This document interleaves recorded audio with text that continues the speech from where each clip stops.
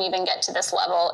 It requires often a really quality educational background or technical learning or something. And you can see here at C2 level, if one were to apply just a hint more kinetic force to the feline's plaything, the creature might shed its lethargic nature and engage in jollity.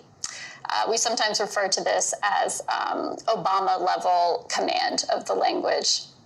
But these are our 6 CFR levels, and we'll move on, but I do want to mention these because I'll reference them later, especially when we talk about simplification. But what you see here now are the 5 steps that any story goes through in the process, from very initial idea to something that shows up on your phone that you get to enjoy.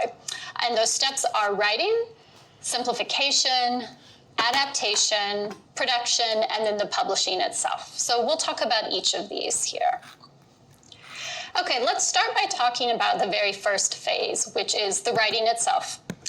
All of our writing is done initially in English for the stories. We have a group of really talented writers who have worked on cool projects like Sesame Street or Looney Tunes, and they create pitches, 30 words or less usually, for stories that they want to develop, and then we give feedback on those pitches. And we think about a lot of different things.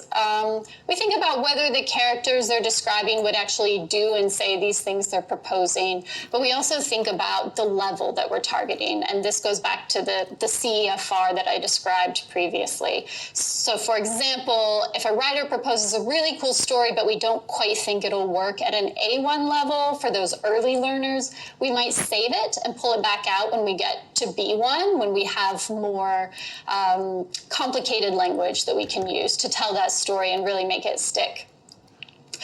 So